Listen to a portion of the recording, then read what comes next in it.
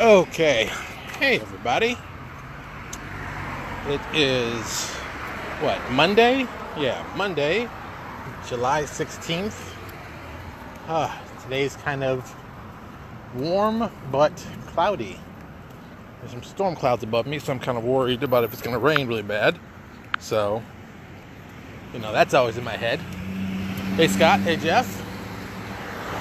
So, hope you all had a wonderful weekend. I had a pretty good weekend. The thing I planned to do fell apart, but I still got to spend some time doing nothing, but relaxing a little bit. So that was also nice.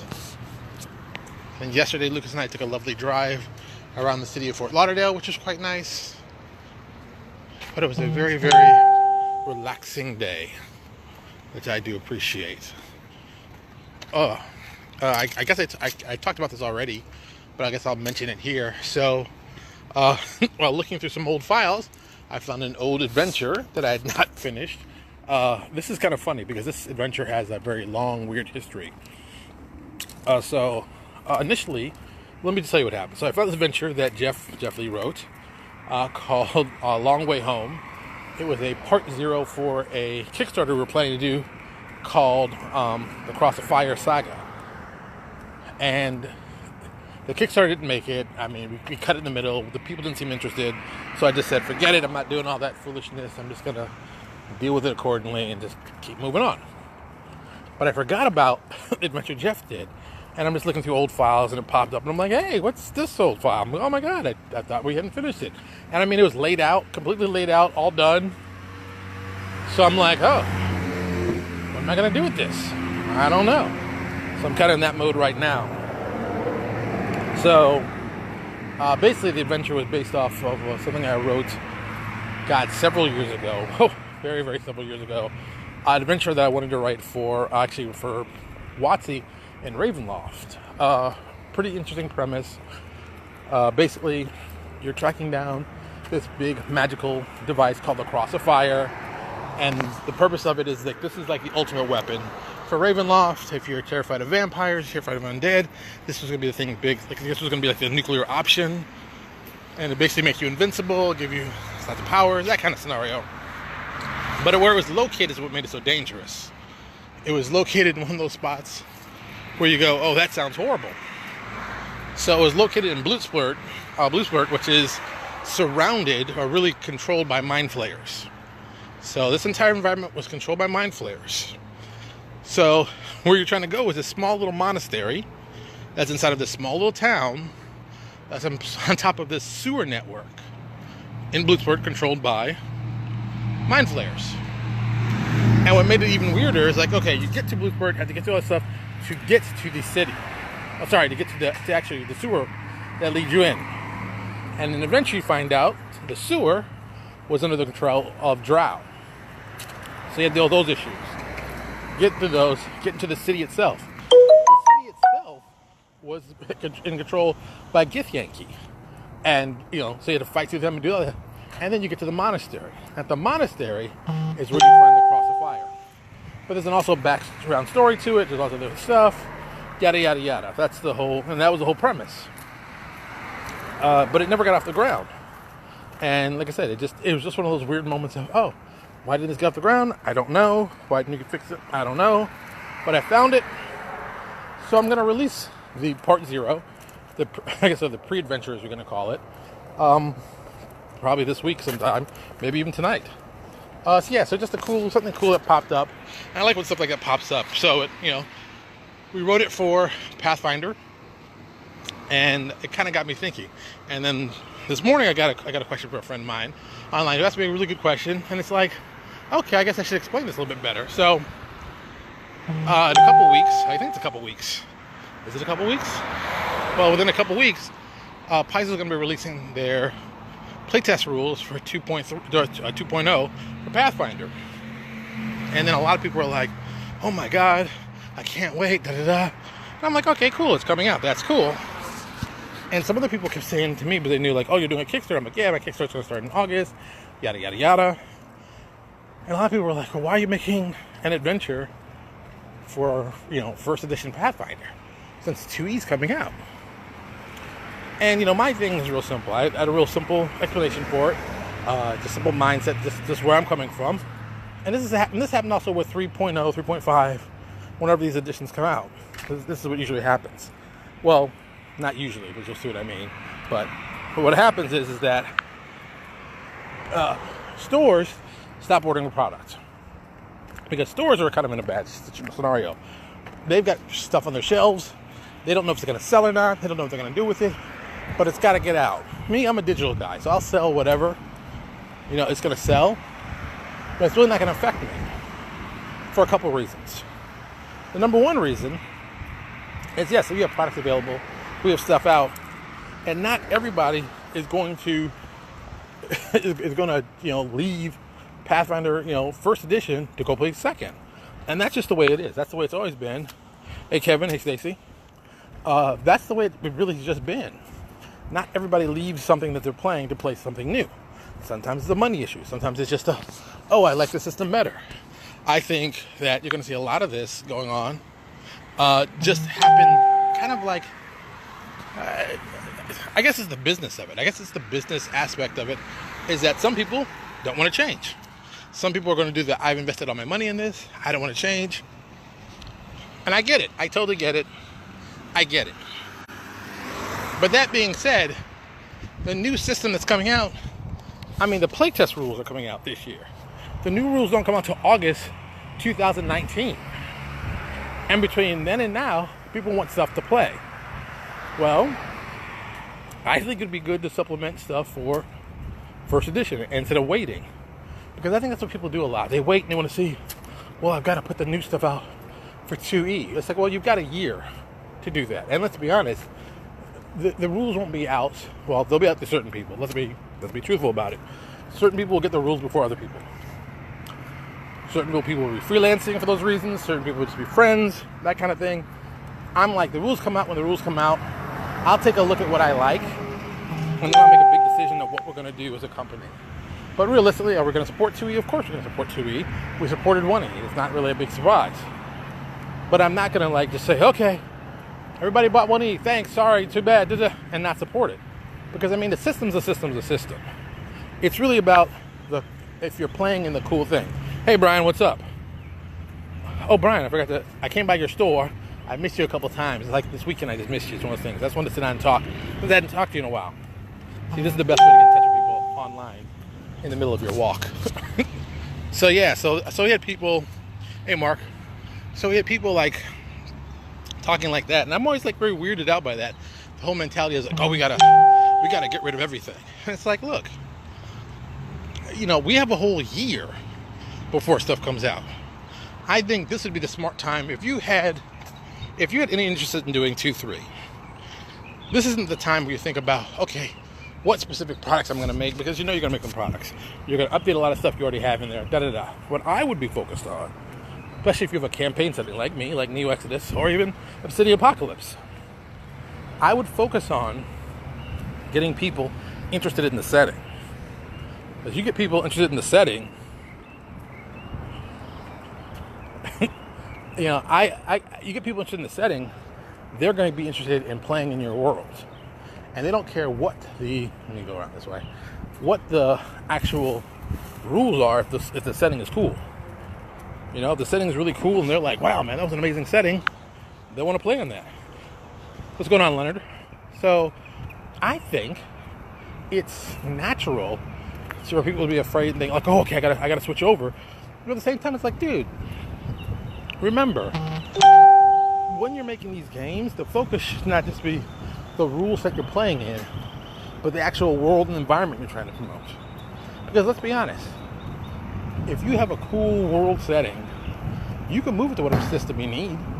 5E, second edition Pathfinder, first edition Pathfinder, OSR, whatever you want to play it in. You can make it cool. You just got to focus on doing cool stuff. That's 90% of it right there. I think a lot of people get caught in the whole, I must get new thing because it's the new thing. It's like, well, no, not always. I just want people to get interested in some cool stuff that we've got. Cool stuff that people enjoy. I just think it works out that way. At least for me. I don't think I don't want to get in the whole, edition wars. Some people are going to love second edition Pathfinder. Some people are going to hate it. Some people are going to say it's the greatest thing. Look, just enjoy it. Just enjoy it. You don't have to badmouth someone else's product or something because you don't like it. Just say, hey, it's not for me. And that's it. That's all you got to really say is, hey, it's not for me. And then keep moving on. Like I said, I hope that there'll still be people putting out stuff for first edition. Don't get me wrong. I'm thinking, of course, stuff for second edition, but I want to do some different stuff. Plus, it's like I want to find something that fits very much into what I think would make second edition better. It's tough. It's tough when you're trying to pick out what you want for what you want and what you want to do, and it's tough because you've got to guess a year in advance how good is this book going to be. What if it turns out that second is the greatest thing next to sliced bread? Well, there will be some people playing first edition who'll be like, well, that sucks. All these companies will not be sort of supporting it. Well, there'll be people supporting it. There always will be somebody supporting it. There are people supporting, every game you can imagine out there. Old school Renaissance, OSR. They're getting, that's what, 30-year-old system? People are supporting that. So I don't think the support problem is there. I think that if you make good products, that should be your focus. And that's kind of what I've been focusing on lately, is just working on how to make the products better, how to make them better looking. That's another thing. It's the art thing. I've had some art issues of late. We're trying to get some artists to work on stuff. Some people fell out, some people couldn't do stuff. I actually, funny enough, one of my artists was on vacation here in Florida. So I'm waiting. I know he got back on Sunday, so I'm hoping he'll start getting some stuff. So I'll start seeing some stuff soon. Another artist had to push his thing all the way out till, what was it? Like mid-August? Yeah, it's just, it's tough to get the stuff done when you really want it done. You want to get stuff done at the moment. So you do a lot of what I'm doing is filling in holes and stuff and finding out what other stuff you've got lying around that you could be working on. And it's a weird spot to be in. Another thing that I need, and I actually talked to a friend of mine about doing this because it's come to this point, is I need a cartographer. So we have a line of ship stock art called Stark Armada. It's a great line. If you like sci-fi ships and you need a sci-fi ship, it's a great line for it. I think it's very, very cool. I think there's some great stuff about it. And it's just an amazing idea. That being said, I still need more stuff. I need stuff for fantasy. I need stuff like airships. The only airship we kind of have is a really, I can say, definitely inspired by Spelljammer. Not the Man of War. God, what's the other flying ship I can't think of? Not the Man of War, but I can't think of it right now. I'm just, ugh. So we redid a map for it, and it's there readily, and people can use it. And I'm using it as a stolen ship that our big Kalathon have stolen. But I want to do some more ships for them, and I'm like, well, I need to find a cartographer for that, and that's something else. Got to find a cartographer to make maps for ships. There's so much stuff going on, and it's like it's getting harder and harder for me to find people who are available for work. And it's not even like pay. It's more like finding people who actually don't have a ton of work. Everyone's working. I guess it's a great time to be in the game industry. Everybody's working. Everyone seems happy. Everyone seems like they're making some money. As I call it, the win-win. So I don't see a problem with that. I just think it's tough. It's going to be like, oh, where am I going to find some people to do some awesome stuff? So you got to deal with that issue. But it's not really an issue. It's the best kind of problem to have. People are doing so well they don't actually have time for extra work. That's a good thing. But there's moments you're like, oh, I really want to use this guy for this project, or I can't use him. But that happens. But the flip side to that is that I've been looking at a lot of new artists on ArtStation, and let me tell you, they got a lot of great. There's a lot of great professional artists there. There's a lot of great, just smart artists there. I think if you are looking for new artists, ArtStation is the new place to go. DeviantArt used to be my spot that I used to talk about and praise, but No longer. DeviantArt has not been as good as it was. It's still good, but not as good as ArtStation. ArtStation has... Also, I think that it's best because ArtStation has a lot of professionals. Like a lot of people, if you want to... if you want to... Say if you want to do some video game stuff, there are several art directors who have their portfolios up at ArtStation from several of the major video game companies. So, if you're looking to possibly get a job there and wanting one day to do that, geez, I would find a way to get in touch with them. So I know a couple of them I've reached out to just on a personal level, trying to find out some more information about their organization and how they work. I think you could do the same thing if you're an artist looking for more work or looking to break in. Because really, 90% of this thing is about relationships. You know, I knew somebody who knows somebody who knows somebody who could get me in. You know, I have contacts in the video game industry. I've never really used them. I mean, one day I'd like to. But, once again, do I want to do video games? I don't think I want to do video games. And I say that in the sense of, I don't want to move from where I live to have to go to do video games. I mean, I don't know. Places, would I be interested? If BioWare came to me and said, hey, we want you to come work for us. But then you tell me, I got to move to Edmonton, Alberta, Canada. I said, it's summer now. And I know in Edmonton, it gets cold. So, would I be willing to give up sunny Florida for Canada? Especially Alberta, Canada, which to me is just sounds cold. Don't get me wrong, I grew up in Connecticut and was born in Chicago, but I haven't lived in the cold in nearly 2 decades, so I'm not really rushing to get back there. That's a personal choice. Or could I move to Texas, like Houston or Austin? Maybe. I know the cost of living is tremendously a lot less than living in Florida, and it'd be interesting. Maybe Austin. Austin is a maybe, not like a strong maybe, but it's a maybe. Houston, not really. Austin, a little better. But Houston, not really. Wow. Just someone saw a car crash. What are there? Like DC, of course I'd move back to DC. I love DC. Everybody knows that. I do that. There's a couple companies up there. And if I was really interested, maybe I'd do that. But I don't know. It's one of those, I live in a pretty awesome location and I'm happy with it. But if that's something else you got to think about. If you want to be serious in this industry and you want to do other stuff, you may have to travel. Being a single dad, I'm trying to stay away from most of that. I'm trying to, spend as much time with Lucas as possible. I think that's, to me, is the important thing. Just trying to be a good dad. But yeah, like I said, I think we will definitely be making products for 2E, for 1E, for whatever pops up. The upcoming